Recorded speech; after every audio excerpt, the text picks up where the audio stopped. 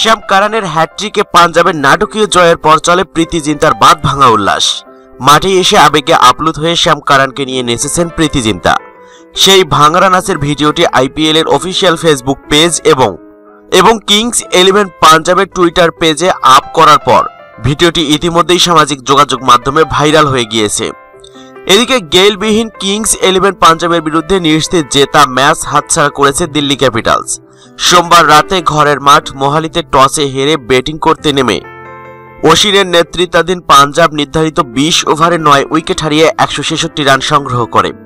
জবাবে খেলতে নেমে শ্যামের হ্যাট্রিকে 19.2 ওভারে 152 রানে অল আউট হয়ে যায় দিল্লি ক্যাপিটালস। সোমবার আইপিএল এর একমাত্র খেলায় শ্যামের হ্যাট্রিকে দিল্লির বিপক্ষে নাটকীয় 14 রানের জয় নিয়ে মাঠ ছাড়ে প্রীতি জিন্তার দল। দিল্লি ক্যাপিটালসের শেষ 8 রান নিতে গিয়ে 7 উইকেটের পতন হয়। বিপরীতে নিশ্চিত হারতে যাওয়া ম্যাচ শ্যাম জাদুতে জিতে নিল কিংস 11 পাঞ্জাব। 167 রানের টার্গেটে খেলতে নেমে দিল্লির শুরুটা খারাপ হলেও শিখর ধাওয়ান এবং শ্রেয়াস আয়ারের ব্যাটে ঘুরে দাঁড়ায় তারা। তাদের গড়ে দেয়া ভিতের উপর দাঁড়িয়ে রান বাড়িয়ে নেন ঋষভ প্যান্ট এবং কলিন ইনগ্রাম।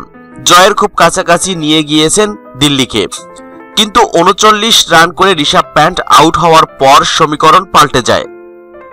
ম্যাচের রং বদলাতে থাকে। কারানের বোলিং জাদুতে 8 রান তুলতেই দিল্লি হারায় শেষ 7 উইকেট। ইংলিশ এই পেসার হ্যাট্রিক পূরণ করে দুর্দান্ত জয় এনে দেন পাঞ্জাবকে।